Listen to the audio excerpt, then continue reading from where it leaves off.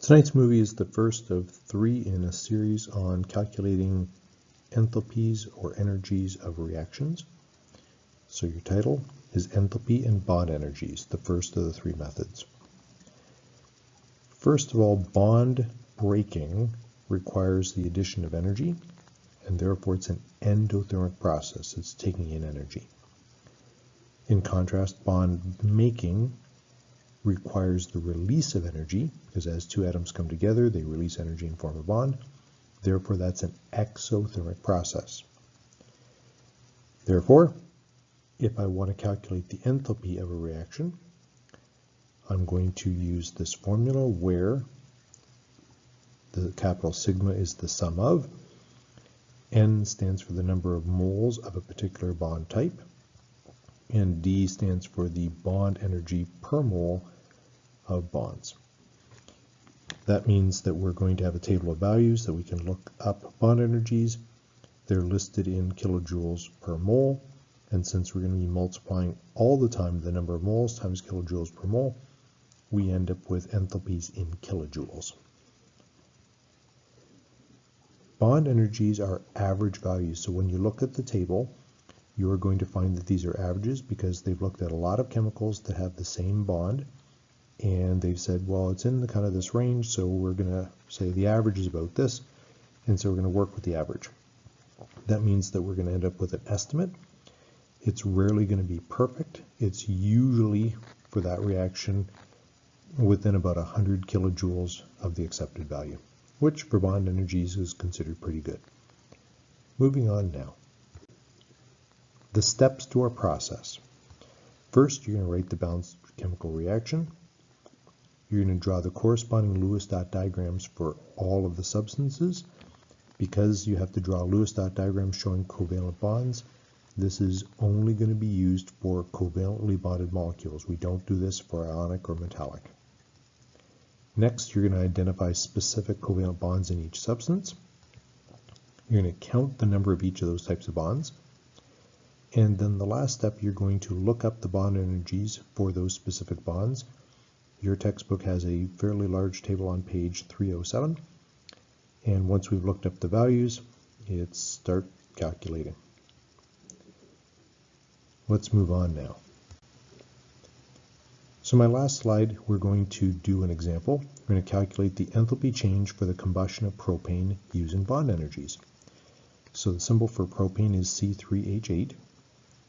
We're going to work on the idea it's complete combustion. So we've got O2 forming H2O and CO2. Because this is going to be corrected to 25 degrees Celsius, the water is a liquid. So step 1, write the balanced equation. I'm going to use green to represent all my coefficients. And when we correctly calculate this, we've got 1 forming 4 waters, 3 carbon dioxide, requiring 5 oxygen. So that's step 1. Step 2 is to draw the Lewis dot diagrams.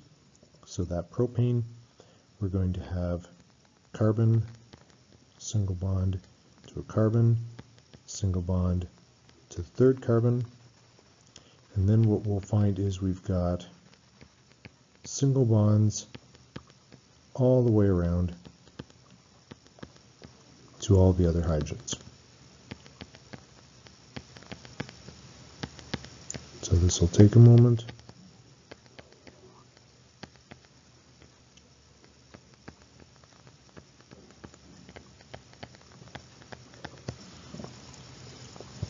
So that's our C3H8, our oxygen.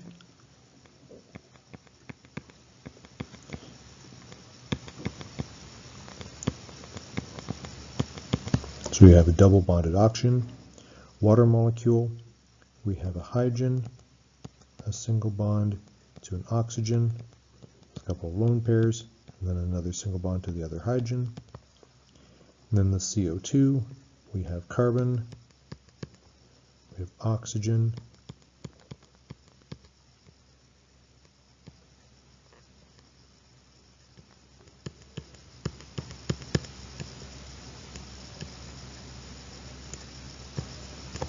and we find that carbon dioxide has 2 carbon-oxygen double bonds.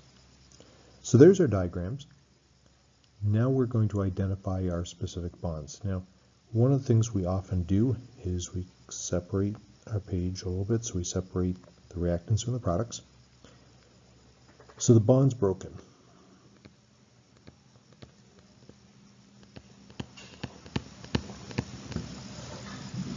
Is on the left, bonds formed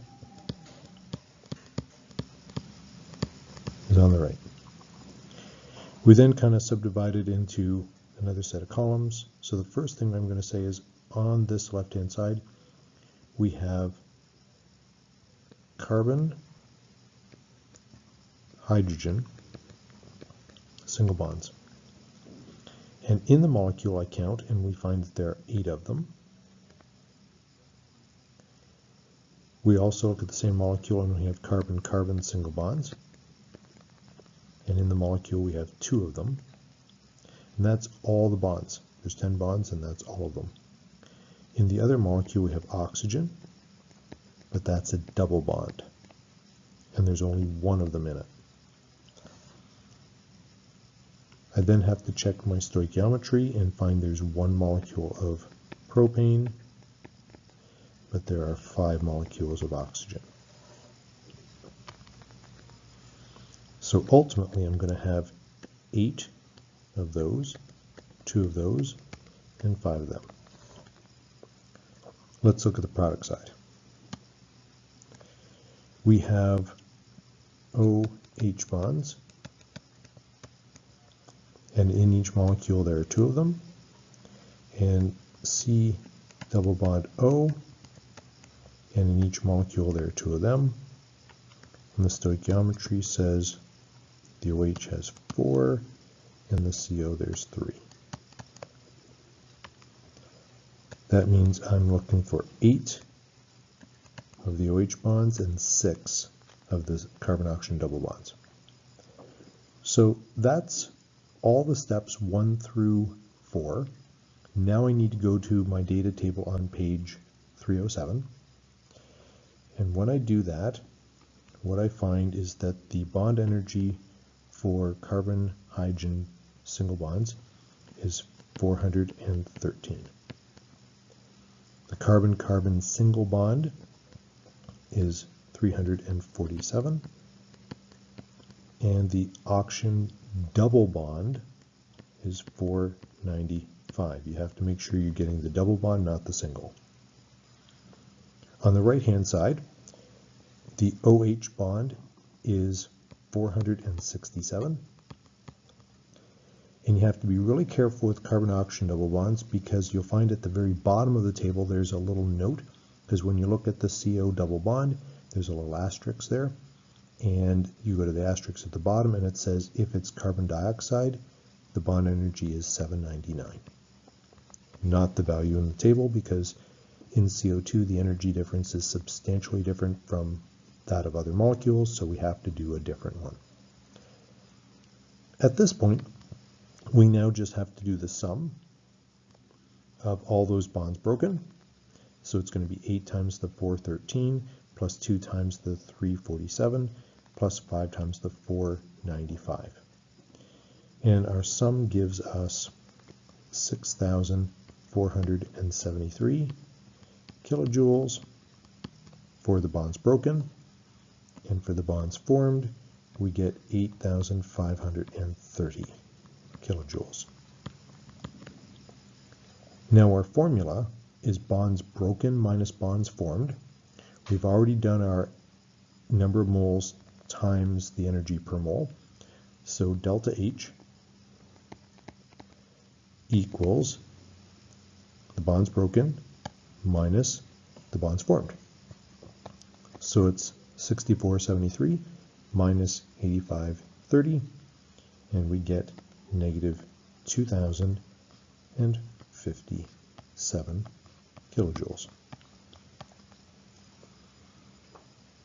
And as an estimate, that means that we're probably looking at negative 2,000, negative 2,100, something like that, but that's a pretty good estimate.